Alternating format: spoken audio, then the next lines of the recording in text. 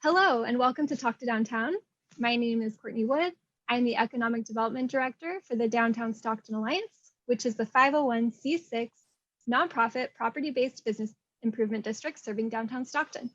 This webinar series is intended to connect our business owners, property owners, and visitors with the organizations, resources, and people who can help them answer issues that are of top concern to them. Today, we have our special guest, Councilmember Christina Fugazi. She represents District 5 on the Stockton City Council.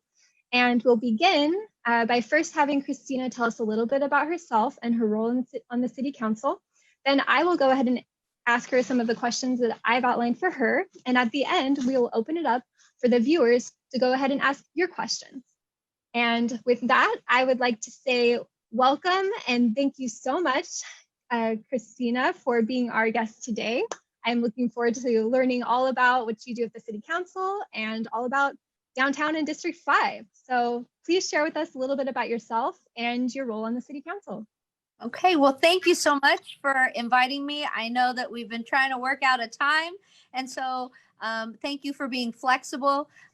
First things first, I'm a school teacher. You are in my classroom right now, and I teach at Venture Academy Charter School. It's a San Joaquin County charter, and we are out here on Arch Road, out by the airport, and part of the County Office of Ed. I have been teaching now almost 27 years. I teach high school science. I teach biology, earth and space science, and I also teach AP Human Geography. I've coached for a number of years as well. I taught at Tokay High School. I also worked in Stockton Unified. And then, of course, I became an administrator out here at the county and then started this charter school program called Delta Vista. My family has been a resident of Stockton, a physical, like on the earth resident of Stockton since 1880. And wow. Not 1980, 1880. So my great-great-grandfather, Benedito Rado, he was a commercial fisherman and trapper, and he lived on the Delta. He built an ark, and he lived on the Delta. And then in 1880, Captain Charles Weber went to my great-great-grandfather and asked for his help in building the Deepwater Channel. And so there's a section of the Delta that's called Trapper Slough after my great-great-grandfather. Wow. And then he built his house just south of the channel. It was Beaver Street because my grandfather trapped beavers at that time. But anyway, it just, my family's been here, ever since. And I will say, though, I grew up in Lodi because my grandmother married a Lodi boy. But the family had been in Lodi since 1850, 1860. So I am a born and bred product of this rich Central Valley here. Amazing. Thank you so much for sharing your history and background of your family here. Very cool to hear that you're native Stocktonian. Your family's been here a long time. Yes. So now I'm going to go ahead and start asking you a few questions. The first question is, so you've been here a long time. Why did you decide to run for City Council for District 5? Well, I'll tell you, first of all, I never thought I would be in politics. It was never an aspiration of mine. However, in 2006 and 2007, or 2006, I had somebody knock on my door and was running for office, and we had a great conversation, and I said, hey, yeah, go ahead, put a sign on my lawn. If you need any help, let me know. Not that I really was probably going to help. But I just, we just had a really good conversation. They were in education. I'm in education. I said, wow, that would be great to have an educator on City Council. And so after the election, they came back by. Oh, congratulations, you won. And they told me, they said, I'm looking for a planning commissioner. And I said, you're looking for a what? I didn't even know what a planning commissioner was. But they said, well, I think I remember you saying you were a science teacher, so you can ask questions. I go, oh, every day. And they said, what do you think about maps and land use? I said, I love maps. Geography, that's one of my things. I love maps. I love land use. And they said, well, think about it. Call this person and then let me know. Well, the first person I called was my dad, and my dad was like, hey, you better take that. Those things don't just happen. Nobody just randomly asks you to be a planning commissioner. You better do it. So I did it, and the council member was Susan Eggman. And Susan Eggman is now Senator Susan Eggman. And so when she went on to assembly, she encouraged me to go for her vacant spot. And I was like, no, I'm not. She's like, listen, you're intelligent, you have experience, you're passionate. Why not you? And so I said, you're right. Why not me? So I ended up going for the appointment. I lost by a vote for the appointment. But it was live and people saw it and they just encouraged me, run. And I served 8 years on the planning commission, which was great experience for me.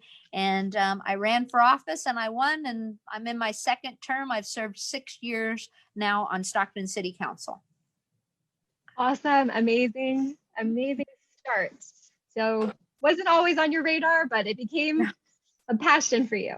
Very cool. So as far as being on the city council, is there anything that you think people would be surprised to know about that role, the role that you play there? Right. Well, I think that one thing that gets forgotten is that, of the people, for the people, by the people. And I am a resident just like everybody else. I'm a regular person. I'm a school teacher. I don't have some whoop-de-doo title or job or, and, I don't think people realize, though, they think that, oh, we just have 2 council meetings a month and that's all we do. Oh my gosh, we do so much more than that. I mean, this is my binder. So I prepare for our meetings and I read through everything and I try to do my research as best as possible at what we've done in the past and what we're looking to do now. But council is a part-time job. So I have a full-time job and this is part-time. But the other thing people, I think, forget is we're a charter city. So people think that they can call me up or they can call up the mayor and get something done. I want to have this done today. It doesn't work that way. And the mayor is a part of the council. They're just a full-time council member. They have very few powers that they're able to do. And so when people, they're demanding this or that or the other, we're still a chartered city. So we have a city manager that runs the day-to-day operation. We create and set the policy, and then it's up to the city manager and staff to implement that policy. So, and government is so slow. I mean, it's really difficult for me. I'm ADHD. I'm a go kind of person, and I want things to happen. And when something happens in a year, they're like, "Oh my God, that happened so fast!" And I'm like, "It took a year. What do you mean?" But I guess I'd want people to understand that, our job, there is a lot to our job, a lot more than just, our twice meetings a month. And that, there's really only so much we can do, but it's up to them, the people, to put the pressure on us to do it, which why their participation in our meetings is so important. I wish, with COVID, we can't have you in chambers, but you can still show up to first floor and do public comment. You can still send in emails. You can call the city clerk. We still want you to be part of the decision-making process, because without you, we're flying blind a lot of the time. So we need the public to participate as much as possible. Thank you. Thank you for that overview and for the call to action. Get people involved. Yes. So when it comes to some of the issues that come before City Council, what kind of tends to guide your decision making? What values do you use to make decisions? Well, believe it or not, I put a lot of these things before my students. They're going to inherit all the decisions we make. And so, for example, with the surplus, I don't have it in here because I brought it to City Hall. I had my students outline what they thought the money should be spent on. And believe it or not, most of them said our parks, even though they said, many of us don't feel safe in our parks. We definitely want our parks to have all the amenities possible. They said trees, things like trees. They said public restrooms, things of that nature, because they care about our homeless population and making sure that they have somewhere that they can go. But even them, that they have something accessible if they're out and about and can't get home in time. But I do put a lot of this before my students. I also do something called the Council Members Digest, where I put out everything that's going to be on the meeting. I do a live video. Well, now I'm doing it, recording it and putting it on YouTube because not everybody has social media, but I go over every item on the agenda and I take notes and I then review it with the public. I was looking to see if I had one here in my notebook, which I do. And so then I have all my questions. I've been told people want me to upload this information, but here's the meeting. And then I go over the whole agenda. And then I ask people, what are your thoughts? What are your ideas? What do you want? Contact your council member, contact the city clerk, contact the mayor, put a comment in below. And the other thing I do, which I don't know if anybody does, I do a hashtag, not a hashtag, but when people comment, I want to know, are they for or against something? And so I do a tally sheet. That's what I do. I do a tally sheet. And I remember when Swenson Golf Course came behind us, we had 69 speakers that night and 67 were for keeping Swenson and 2 were against. It was a really kind of a defining moment to be that skewed, 67 to 2 on that. And because remember, I am to represent the people. So if the people in my district don't want something and they contact me, I have an obligation to serve them. Despite what I might feel personally on an item, my job is to serve my people, the people in my district and the city as a whole. Amazing. Amazing. Thank you. I think it must be really cool to be one of your students then. Get a chance to make decisions. Okay. So I know that you invited your students for possible extra credit to the meeting. So I'm going to let one of your students in. For the viewers out there. Well, it's not extra credit though. It's an assignment. It's an assignment. So We're going to add someone to the meeting. Great. Okay. Yeah, my students are required to go to a public meeting and then report back on it, on what they found most interesting and how it applies to AP Human Geography. Hi, Perfect. Alexander. And then I'll pin you to the top. I'll pin your video. Awesome. Hello. Okay. So my next question for you is about District 5, since that's the area that you represent. For the viewers who don't know, what does District 5 look like? What are the boundaries?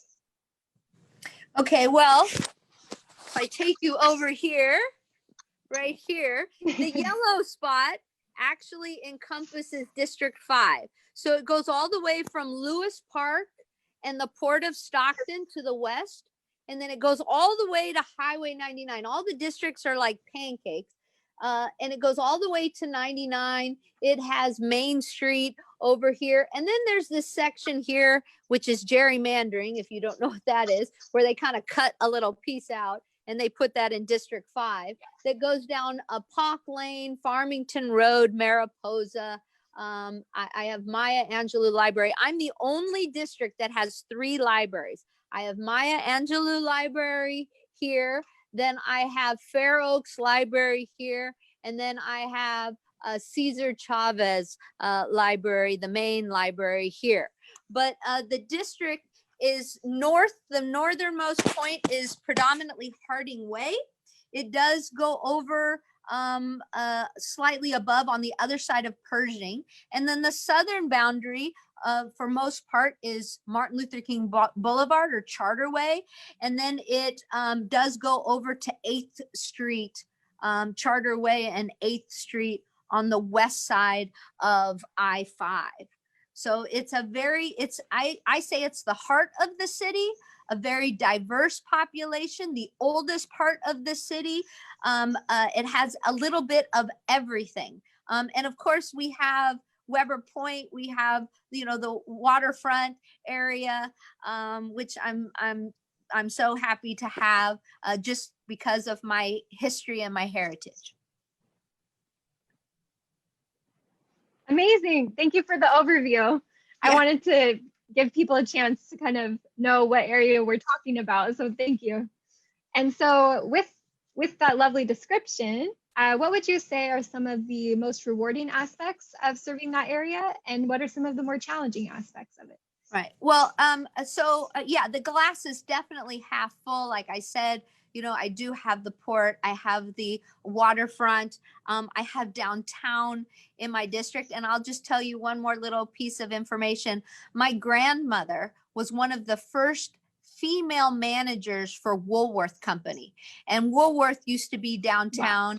Wow. I remember going to J.C. Penney's, Woolworth, sitting at the counter, having my grilled cheese fries and my strawberry shake, and putting my fries in there, but in the shake. But it was just, definitely all of the rich history, having, Little Manila, having all of the different barrios that we did, Chinatown, Little Manila, Little Italy. I mean, literally all of that encompassing in my district. And some of the things that I'm really proud of is the forward momentum of downtown, obviously, reopening of Fair Oaks Library, us, working to better the landscape. One of the big projects coming up is doing the Minor Avenue streetscape, development of more housing downtown.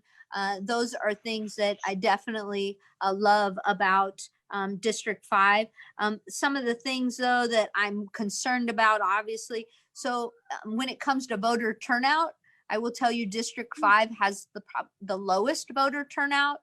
When it came to the census, we had the lowest census turnout. So public participation isn't so great in District 5. That there's been neglect of our historical landmarks in District 5. Obviously, we have quite a bit of homeless because all of the services, most of the services that we have for people happens to be in District 5. The county building, the Human Services Agency, the shelter, the St. Mary's Gospel Center Rescue Mission. I mean, all of that is right in the heart of the city. And so, yeah, definitely. And then looking at the water, which is a positive, but then we have the hyacinth and the algae blooms that occur that, is not very pleasant. But again, I think we're definitely a diamond. We just need to polish it every now and then, get off some of that coal that might be around it. But it's definitely, I'm very proud and happy to represent District 5. Amazing. Amazing summary of some of the positives and some of the challenging aspects. So I'm curious about misconceptions that you hear about this area that you serve, either District 5 as a whole or downtown in particular. And what do you do to try to combat those misconceptions? Right. So during the summers, I often go on what I call as a transportation diet. That means I park my car and I try to walk as many places as possible. And I'll walk downtown to City Hall because I live 7 blocks away. I will walk to the county building. I'll walk downtown to eat. I'll walk to Mi Ranchito. I'll walk, I just walk various places downtown. Cast Iron, wherever, the Downtowner. I want to walk. And I think the biggest misconception that I believe is that people think it's not safe. And until you actually do it yourself, you're going to go off of what media says or what somebody else says. But I always say, if somebody tells me something doesn't taste good, do I really know if it doesn't taste good? Or do I need to taste it myself? I need to taste it myself. Okay, and form my own opinion. So if you want to think that downtown isn't safe, I want to say, when was the last time that you were downtown? Because I walk downtown, and I'm not afraid. Well, I'm not a scared person in general. I mean, I hate scary movies, that I will say, but I'm not afraid to go places by myself. I don't know what it is. I mean, I think I'm like 6'1" and 200 pounds, and nobody's gonna mess with me. But I mean, I literally I love being downtown. I'm so looking forward to Chunghwa Lane being done. I keep seeing the work on it. Some people in the past might have been afraid, but I mean, I look at what Downtown Stockton Alliance is doing down there, and I'm like, yes, let's go down. I talked about it in class. Let's go see it. Let's go experience it. Let's not be afraid. But I think that misconception is the number one thing that keeps people away from downtown and from District 5 probably as a whole. I totally agree with you. And it is a challenge to turn around those misconceptions, but we're doing it, one day at a time by showing the great things that are happening here. Thank you. Thank you, Christina. So I noticed another student of yours, Alina, so I'm just going to let her in. And my next question for you is going to be, what concerns do you hear about from your constituents downtown or in District 5 as a whole? And how do you learn about these concerns? Like, how do people reach out to you? Well, I try to make myself as accessible as possible. I mean, I'll tell you my phone number right now, 209-210-2795. My email, christina.fugazi@stocktonca.gov. But, before COVID, always being highly visible, going down, my hair's naturally curly, so natural dew, right there on Weber. Yes. Go get my hair did. And then I can go over to Downtowner or over to Trail Coffee. I don't drink coffee, but I definitely eat. And they have this peanut butter banana toast at Trail. Anything food related, I'm there. And so I would say, I just try to be in contact as much as I can. But I know it's difficult. I know people don't know how to reach out. They don't know who to ask, who to talk to. I would say that downtown, asking people. I know that whenever the DSA has their, for the tax, I will hear from people, for the special tax, because I will get concerns like, not all of us feel like we're being served. The same thing, my students. Some of them might say, hey, Ms. Fugazi, I don't think you're serving me as much as somebody else maybe. Again, that's a lot of that is perception. I get that. I also sit on regional rail. I'm the chair for regional rail. So at ACE, the work that they're doing, they got a grant, a Measure K grant to do Channel Street there from Aurora down to the downtown. And the city of Stockton's performing the work, but they got the money to do that in order for us to do that. And so seeing it intimately, I used to ride ACE. So being a part of that and seeing those businesses there, seeing vacant buildings. I mean, I know that there's a lot of challenges downtown, but I hope that people would never be shy about contacting me. I haven't done a poll, but I definitely visit businesses. I don't always say who I am. I don't want special treatment. I don't, want people to be like, oh, I'm just a regular person. I want to have the same experience that anybody else would have.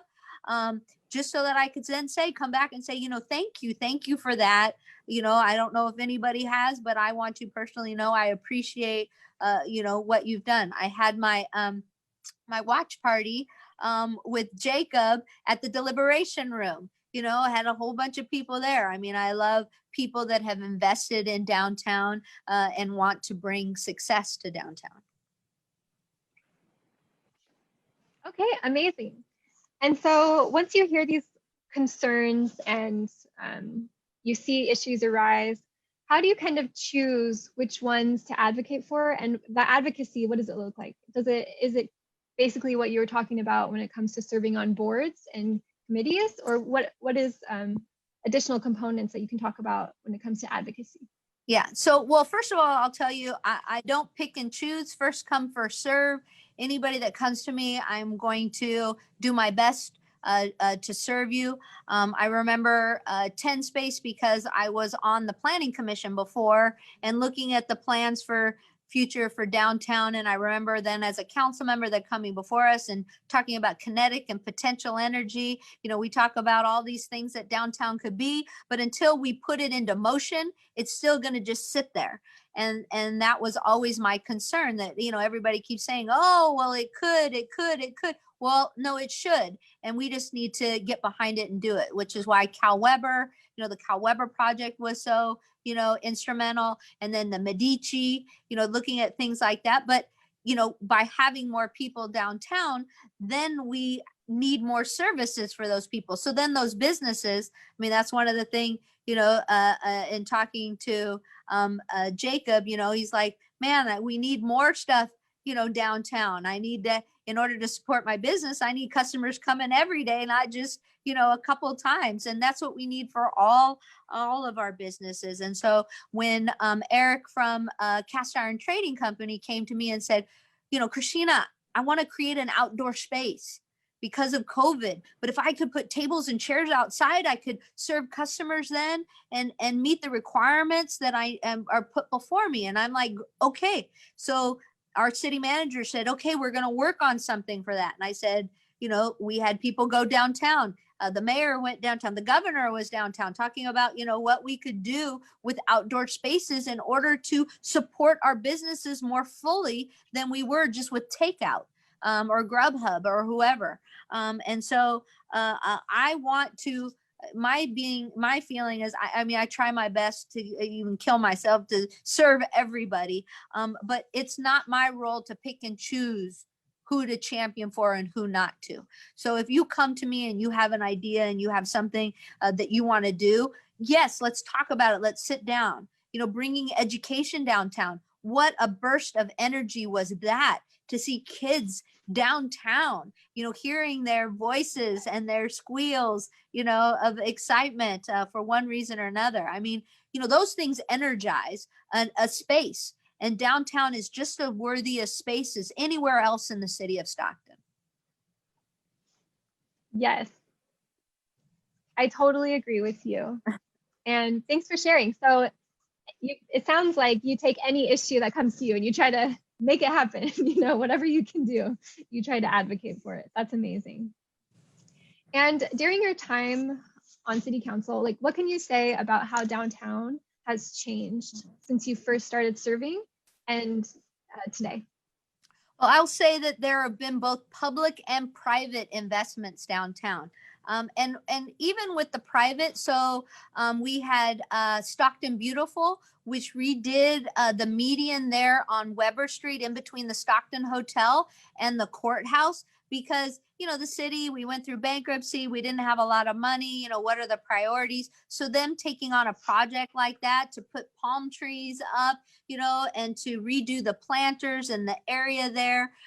Some people drove by and never noticed it. I notice it. I know there are people that do notice it. And I mentioned the Cal Weber and the Medici, but we have the Grandview Terrace. So when we talk about projects like this, these are public and private partnerships too, that have public funding that helps support them. So Grandview went through, I think, 3 cycles before it got fully funded. And now, yes, we've torn down what was once a building that, people spent quite a bit of time in, but what's going to replace it is going to be amazing. You're going to have homes, living spaces for people that meet different income requirements that are so desperately looking for houses. I mentioned Chunghwa Lane. We're doing Channel Street. I mentioned we're doing Minor Street. We're doing all of these things. I think at a time, downtown was kind of like a ghost town. Once 6 o'clock hit, and I remember standing on the corner of Weber and Sutter. There's a Subway there. Even the Subway closed. And the sandwich stop. No, we don't have a Subway, but the sandwich stop. And I remember being there because I was in a meeting in the building next door with Cafe Coupe. And I remember talking to somebody outside and seeing only 2 people within an hour, 2 Wow. people on the street within an hour, because it was, like I said, like a ghost town. Well, that's not the case. Well, with COVID, yes, but you know, because of this resurgent, because of this synergy that we have happening downtown, I'm like, hey, now I see people. I'm like, yeah, that's what I want to see. I want to see people out and about, you know, after 6 o'clock. Yes. And so I think that we have that happening. I would say, you know, I know one of the questions on there, I'm sorry, I'm skipping ahead, but one of the things, and Michael Huber and I have talked about this, one of the main components I see missing downtown is a grocery store. We need a store, a full service store, even if it's small, but somewhere where people can get, they don't need a car, they don't need to take RTD, which is excellent. I'm not knocking any of our public transportation. They don't have to take an Uber or do Instacart, but I love being able to walk to a grocery store if all I need is milk or sugar or something like that. Or I want to pick up a pound of ground beef so I can make tacos or spaghetti or, you know, hamburgers or whatever at home, because I can't afford to eat out all the time. But a grocery store, I think a grocery store, if we're really going to look at more residential downtown, we need to be now making sure we have all those amenities, because we have everything else. You can get your hair cut, you can go out to eat, you can get your nails done, you can get copies made. I mean, there's all kinds of things you can get downtown, but we're just missing, I think, in my opinion, that grocery store. Yes, I'm on board. I'm on board with that, especially with all of the new residential projects coming in. People need that. We really need that downtown. Okay, are there any other opportunities that you can see for downtown? Definitely, I see opportunities downtown. You know, we've had like Bear Paw come to downtown. I mean, I know that the In Shape building now is for rent, but there are other buildings, and I think part of it that we need to do is we need to talk to owners, you know, of some of these buildings. We need to develop relationships with them where we can really change the footprint of downtown. I know that, you know, I'm a county employee, County Office of Ed. We have the Kendall building that is supposed to be for our engineering program downtown, that the county really is looking forward to putting that downtown. We're growing our own engineers. I mean, if you know anything about engineering, you know, even places like Lawrence Livermore National Lab and Sandia, we have engineers that come from other countries. How about we grow our own engineers right here and have people in our own community? Because guess what? When we show that we've got that here, then we'll have industry that says, hey, we need to put one of our offices in Stockton, you know, right here in downtown Stockton. And we've got a workforce already here. So I would say that we definitely need to cultivate those public and private partnerships. We need to have our representatives fight for our fair share, because Stockton is the largest city in the county. We have taxpayers here. We need to be receiving a larger amount of that money in order to, you know, invest in our infrastructure, invest in our businesses, invest in the opportunities here in Stockton. Perfect. Amazing. I totally agree with increasing the skills of our workforce and adding new jobs to our community, especially higher paying jobs. Yeah, and that program, in case anybody wants to look it up, it's called Code Stack Academy. Code Stack Academy, look it up. It's really cool. It's a really cool program. Okay, so we're going to shift gears just a bit, and we're going to talk about what's been on everyone's mind this year, which is COVID-19. So what actions has City Council taken in regards to the pandemic? And what can you say about the impacts that some of these actions have had on our community? So COVID really has been a game changer. people having to think outside the box, how to deliver their goods and their services, how to keep afloat. I know our businesses, that was one of the first things that council wanted to make sure that we addressed. And I know it wasn't much. I wanted it to be more. Actually, initially, I think it was $2,000 or $2,500 for businesses. And I said, come on. I know it went up to $3,000. We were actually going to fund fewer. I know several of us advocated to fund more Yes. because businesses, I mean, that sales tax, hello, business licenses. It's one of the ways we get revenue as the city of Stockton in order to maintain our parks and our libraries and our streets and our sidewalks and all that kind of stuff. I'm like, we cannot abandon our businesses. No. Yeah. And so I loved what our city manager, Harry Black, did. So every week he comes out with these, and you can see the date on this with how money is being spent. So this one was October 26th update. This was November 2nd, 2020's update. I actually have here, now this was not released to the public, but this is the spending Wow. of what we did. And of that, we actually received more than 27 million, 27.1 or 2 million came from the state through the CARES Act. Then we had money that came from the federal government. Then we also had money that we applied for grants for our public safety division. So police and fire to make sure the PPE. But one of the big things was us providing $3 million worth of PPE for businesses because we could buy in bulk. We could contact vendors and get a mass amount so that we could distribute it to businesses so they could still operate knowing that they had that proper PPE.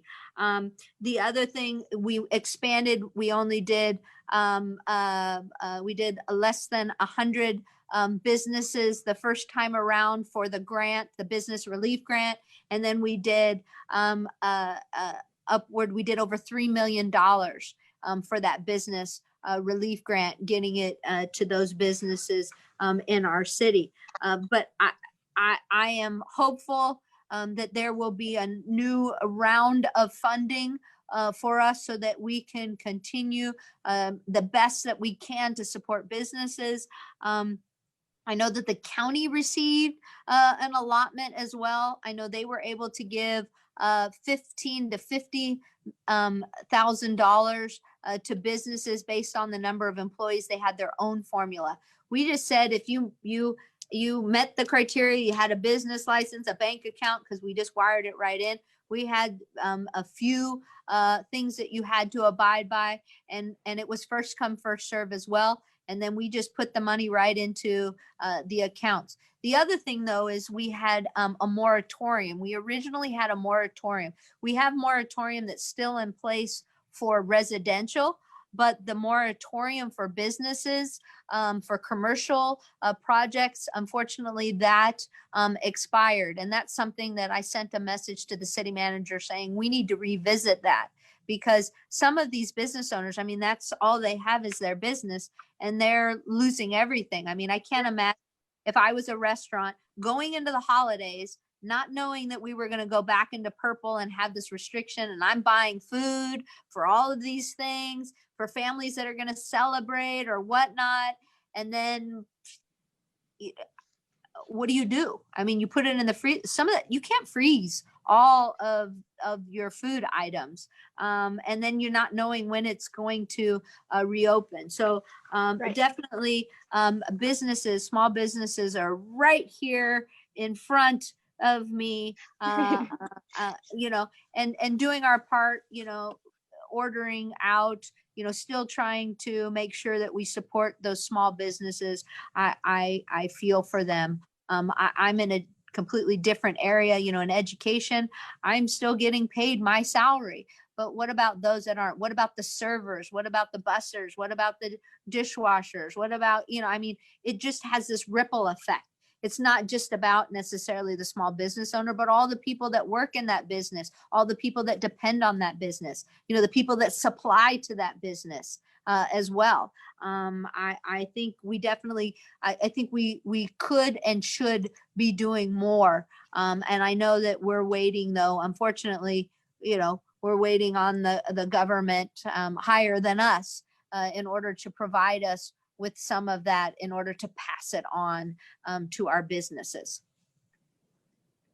Amazing. Yes, the first business grant, I know it went so quickly. And then I was so happy to hear about the second round that came through. And from what I heard, it was really easy to apply for as well. So that was an amazing program. Awesome. So for today, right now, what kind of COVID-19 resources can you recommend, either for residents of the city, for businesses? Just where would you like to push people to get help if they need it right now? Well, the funds have to be expended by December 31st until they do another release. And the city of Stockton, we literally have expended all of them. I mean, through all these numbers, we've given it all out. Of the 27.21 or 2 million. And then with the money that we see from the federal government, there's actually a larger window for that, but those are going towards things like such as housing, homeless, that's going through our economic development department. So some of those longer projects. One of the things that we did too is we allocated a lot of money for cleanups, which we cleaned up more stuff in 6 months than we did in an entire year last year, the previous year. But we are doing another PPE distribution Friday. There'll be another city-sponsored PPE distribution. Some of it will go to the people that we've worked with. So if it's Visit Stockton or Downtown Stockton Alliance or El Concilio, I mean, there are agencies that we are working with, giving them the PPE so they can then distribute it to the people. So I get a small distribution, and my first distribution that I took it to Yosemite Street Village, which is a very small little street, but it's all businesses on that street, and I gave them all of my PPE, all of my hand sanitizer, all of my masks, all the gloves, everything I had, I gave to them. And so we will have our last distribution this Friday. But in the meantime, again, us working with other agencies like Visit Stockton. Visit Stockton has a list of restaurants that you can pick up, you can order and have delivered. A lot of, I know, businesses are providing delivery with theirs. I know that the Downtowners sold out yesterday of their vegetarian noodle bowl that they had, and I was like, oh, I so wanted one. I was like, but they were like sold out. I'm like, oh, because it had eggs and vegetables and noodle. I mean, even though it was a beautiful day yesterday, I can always eat that no matter the temperature. But I was like, oh, I so wanted that ramen bowl. Because I don't eat the other kind of ramen where you get 10 for $1. That's not ramen to me. Oh, gotcha. Yeah, ramen is made fresh. Yes. But I was so happy to see them put a social media stamp on there saying sold out of our ramen bowl. I was like, those are the kind of things I want to see. Yes. Okay. So I have a couple follow-up questions from what you've shared on COVID-19. And the first question is about those little handouts you showed us, the flyers. Mm-hmm. Where can people go to get the statistics about mass that you were just showing us? Yeah, so these are on our city website, on our homepage. There actually is a dedicated a COVID page. I didn't know you were going to ask me that, so let me look it up. Luckily, I have multiple, devices. No, we've already been over that. But let me go to City of Stockton, and then okay. So right on the first on the homepage, if you scroll down under City News, there's an updated COVID-19, but there is also visit Ask Stockton COVID questions, Advantage Stockton. If you go to Advantage Stockton, those are your business resources. But all of it is right here on the homepage. I know it's hard to see, but right, Yes. oops, now I touched something. Oh, sorry.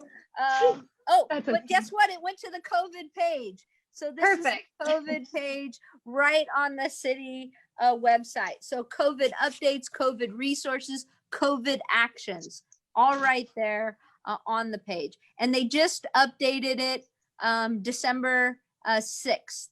So we're at December 9th. So they just updated it the other day.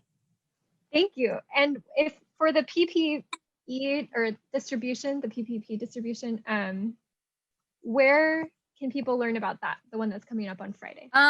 Okay, so for that, I am I recommend calling the city manager's office. We were supposed to get an update on that, but call 209-937 8212. 8212. All city phone numbers are 937, but 8212 or 8212. I feel like I'm a quarterback. 8212. 8212. No, just joking. Yeah, just call that number and someone can provide you with information. Amazing. Thank you. Thank you so much for the update on COVID-19 and for Yes. giving us a summary of some of the amazing actions that City Council has been able to take this year regarding the pandemic. So I have just a few more questions left. The first question is shifting gears out of COVID-19 and just into the future kind of, and what the great work you've done this year. So this year, what would you say, were there any particular City Council decisions that were related to downtown or downtown growth? I would say downtown, well, it is citywide, but being able to dine outside and allowing for that deeper encroachment onto the sidewalk for a lot of the businesses and making it an easy permit. You just had to go down to the permit center or online for that request. I think that was very important. And like I said, again, the Minor Street, Channel Street, big items specifically for downtown. I mean, we're talking about over $20 million for a Minor Street, and it's been such a pain in the behind. I mean, and I know that it slows people because like I've got to get to the Robert Cabral, the train station for my meetings, and I'm like, oh, all these they're blocking me. I can't turn here. I can't turn there. I don't want to be late. But their PG&E is putting all of the power lines subterranean, so you're not going to have those poles up. I mean, literally, the landscape is going to completely change. It's going to be walkable. There's going to be parklets. People are going to be able to be outside, have their bikes, be able to dine or converse or whatever. The trees that were selected, we have Siegfried doing the design for it. This has been a work in progress for over 8 years for Minor Street, and having all the money in order to do it, that's big. The other thing is, I know we can't go there, but Weber Point, the water feature is beautiful. It does lights. You can hook it up to music and it will go up according to the lights, changing color. I was so excited for Christmas because I'm like, oh, we'll be able to do green and red, or red and silver, or whatever, or silver and gold, or, playing music and having the colors match, Rudolph the Red-Nosed Reindeer, and every time red, have the red color, pop up or something like that. But you can still will be able to see it, but you won't be able to go in. We're not going to be having gatherings. But I definitely think that, we're on the right track. we're getting there. We have amazing projects on the horizon. I am still committed and will remain committed to downtown for the rest of my days, not just in office, but on this earth. Just because I truly believe it's the heart of the city. And we have everything. We have everything needed to have a livable, walkable, beautiful, vibrant downtown. We just need to see it through. Amazing. So you kind of have touched on a little bit of what I was going to ask next, but I'm still going to see if you have more to add. Okay. So it sounds like you're envisioning a beautiful, walkable downtown. But if you were looking 5 years from now, what could you say that you would love to see? Well, I stood at the corner of, it's one down from Sutter. Was it American? No, California. It was California and Channel, because we have a parking lot on the northeast corner, kind of a vacant lot on the southeast corner. We have a building that has been in flux for well over 10 years. It was a saloon or whatever on the northwest corner, and we have RTD on the south west corner. And I remember having a reporter out there with me, and I said, take a 360 view of this corner. I go, it's going to be completely different in, I said in 10 years. And I think I said that 5 years ago. Yay. I want to see more mixed use. I want to see, I think that mixed use is really the way to go, with residential above. I don't want to cover any more farmland. I really don't. I think, we feed the world. We are the fruit, vegetable, bread basket of the world right here in the Central Valley. And I think that growing vertically as opposed to horizontally is a direction we need to go. It's not sustainable to continue to grow out. It just simply isn't. With populations growing worldwide, we need to have land dedicated to agriculture. And so I look downtown. There are people that don't like mowing lawn. I'm sure my students can tell you, I don't want to rake any more leaves. I don't want to mow any more lawns. We have beautiful green spaces that we can go to now. And we've got the waterfront. I mean, like I said, downtown has some amazing amenities. And we need to do that mixed use, with the ground floor being commercial spaces and the upper floors being, residential. Just need to get that grocery store. Like I said, downtown. I always am amazed at San Francisco when I get off and there's a Starbucks on every corner and Whole Foods, you get off the cross and I'm like, oh, I can grab a little snacky snack and, whatever I want, and continue on my way. But definitely my vision for downtown is having that residential. I will tell you that I had even grandiose visions of having a public university downtown as well. That would be amazing.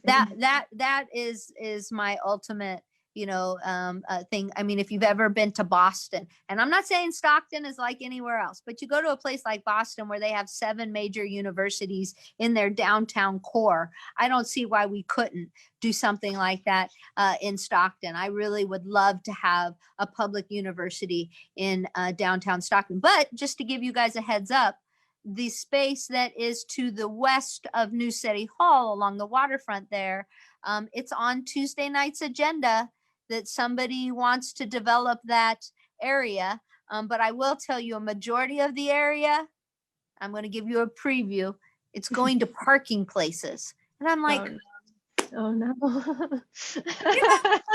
You can tell my reaction when I think about putting a majority of the square footage to parking places, but I'm hoping that they tell me it's for vertical parking places as opposed to horizontal parking. Yes. Because I'm like,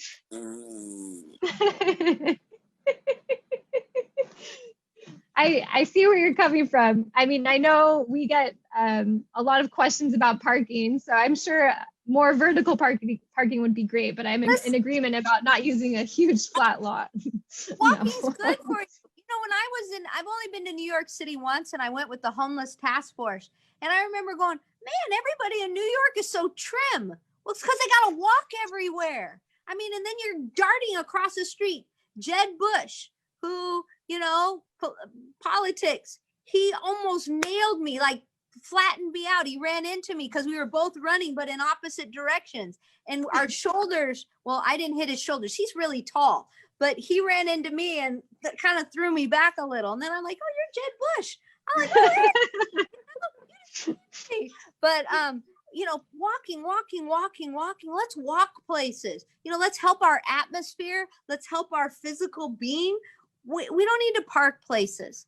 You know, use public transportation. Like I said, my transportation diet. Walk.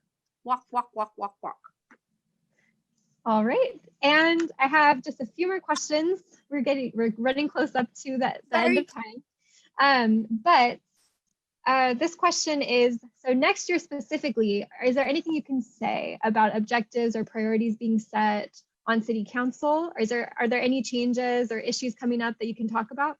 Okay, so we do our priority setting usually in February, January or February. Now, we have two new people coming on council. We have Mayor-elect Kevin Lincoln and Council-elect Kimberly Wormsley. So, yes.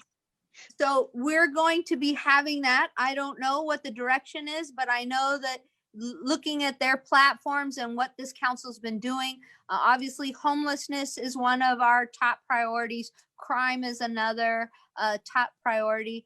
And in listening to Mayor-elect jobs is another one. And so looking at that, I can't see us changing too much on that. But I know that one of the big things is a no barrier shelter, really being able to provide a place for homeless to go so that they're not everywhere else. Because until we're able to say, we have a place for you, for all of you, we can't enforce, you know, the no loitering. We can't enforce a lot of the laws. And some of those definitely have affected our businesses, our quality of life in a negative manner. I mean, I see the DSA people cleaning up. I see our city of Stockton people cleaning up. I know whenever I go by the courthouse, invariably I'm going to see a pile of something that I rather not see. And that's why those public restrooms, having the public shower and bathroom are so important. But having a place that we can say, we have somewhere for you to go. And that's where you need. We'll help you get there, but this is where you need to be until we're able to provide you with the services that you need to get off the streets. Amazing. Thank you. So homelessness is a top priority. And so my last question is just going to be, is there anything important that you would like viewers to know about Stockton City Council or about District 5? I would just say, you know, council is made up of a very diverse group of folks, and that we're all working really hard. We don't want to fail you. We want to provide, you know, the best we can in order to improve everybody's quality of life in the city of Stockton, from my students on this call, you know, to the senior citizens and everybody in between, even our four-legged or no-legged friends. You know, I think about my fur babies. You know, I want them to have a nice community too. But definitely, we're all working hard. I know that there'll be a shift with this new council, but I think it truly is still, the bottom line is serving our community. And I'm looking forward to the future. I again, the glass is half full. It's always half full, never half empty. Amazing. Okay. Thank you so much, Christina, for giving us insight. And so that pretty much concludes my section of questions. I do see we have just a couple of listener questions. Okay. So let's go ahead and open it up. So the first question comes from Michael Huber, and it kind of touches on something that we talked about a little earlier, but maybe there's something that you want to add. So his question is, about what progress have you seen in the downtown's revitalization since you've been a council member? And what else would you like to see? So I know you kind of touched on that a bit, but is there anything else you would maybe want to add? Well, I would just like to say, I commend the DSA staff for beautifying and cleaning up and really being a positive presence downtown. I think it's more vital now than it ever has been. And I also believe that the staff is working harder now than it ever has been. And so I definitely appreciate that. I also I haven't received many, complaints from businesses, which is good. So my kudos to you, your staff. You guys are getting it done. Because, in the past I had received, some from some individual businesses that they felt that they were not being included. And I think that's a big thing for everybody. It doesn't matter how old you are. Nobody wants to be an outsider. No one wants to be left out. And so it's very important that we do our best to communicate to everybody that we're here for one another and we're all trying to make the best of whatever the situation is. Perfect. Thank you so much for answering that question, Christina, and for the kudos. Thank you. So the next question is coming from Johnny Palacios. He says, I love how you have always been community involved, especially in downtown. Have you heard any news about if the Regal Cinema will be opening again sometime next year? Are we talking, we're talking about on the Miracle Mile? I think the downtown cinema. The Fox. Oh no, okay, Regal. Sorry. No, okay. Yeah. Okay. So they were making it available for parties, but because of us being in purple, it's not. I know that Regal is very important because it's a centerpiece, literally. It's got the dome, everything. I'm always, Masaki's does an amazing business there. They theater open or closed, that place was still churning out the rolls like it's nobody's business. But I know that is definitely a focal point downtown, and I'm hopeful that I think about the future of movies, going to the movies, period. A lot of those businesses, a lot of those corporations, everything's being sold online now. They're not, you can buy the latest movies online to watch, and you can have your whole family at home for $14.99. I don't know if they're going to be able to recover, but I would support that, opening. And if not, we need to be very creative and find something else there that will draw people into that space, into downtown. We can't leave it vacant. Just that's not an option. That is not an option for me. It should be for anybody to leave that, empty. I totally agree with you. Totally on board. It's going to be interesting to see how these businesses pivot. It's going to be very interesting. Yeah. So I have just some nice comments that people have made about thanking you for all that you do and advocating for our beautiful downtown. Valon Smith from Natural Dew said hi. Hi, Valon. And she says she's happy to serve you and the community. And so those are the comments and questions that we receive. And I want to remind people, so if they do want to get in touch with you, you gave out your cell phone number before, but I don't know if you want to. Let's remind them where they can go if they want to say, hey, I have something I'm concerned about downtown or in my District 5. How can they get in touch with you? Okay, so I'm doing it old school. I'm right. This is what I do with my students too, and they laugh at me because I could type it, but if I put it right there, okay. There, so you can perfect, right there. 209-210-2795. And then my email is Christina dot, don't forget the dot. So for all council members, it's their first name dot their last name at stocktonca.gov. Okay. So that's how you can get in touch. But please remember, I am a school teacher. So if you're calling me during the school day, I teach class until 11:15, and then I have one-on-one appointments and group class usually in the afternoon. So I'm meeting with you guys during my lunch. But that is how you can get in touch with me. I'm happy to hear from you all. And if push comes to shove, you lose it, whatever, you can always call City Hall and leave a message for me, and I'll do my best. If you send an email to district5@stocktonca.gov, it doesn't go to me. It goes to, interesting. because I'm part-time, so it goes to a staff member who then reads through those. But that staff member reads for all 6 of us. Wow. We Wow. have one. Wow. We have one staff person for 6 council members.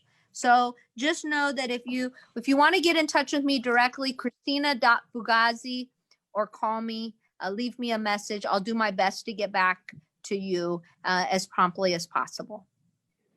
Okay. Thank you. Yeah, thank you so much for sharing that. And so we are going to conclude for today. I would like to say thank you so much to you, Councilmember Christina Fugazi, for joining us today and giving us insight into District 5. And I would also like to say thank you so much to our viewers for tuning in. And I want to remind everyone that this video is going to be uploaded to our YouTube channel, which is at Downtown Stockton. And if you are watching the video live, then you've already found us on Facebook, but we are also on Instagram at Downtown Stockton, and on Twitter at Downtown STKN. And again, I want to say thank you so much to you, Christina, and thanks to everyone for being a part of this today. Thank you. And with that, I would like to say I'll see you all in January for the next episode of Talk Downtown. And I would like to say have a great day. Have a great day, Downtown. Happy holidays, Bye, everyone. everybody. Stay safe and healthy. Bye. Thank you.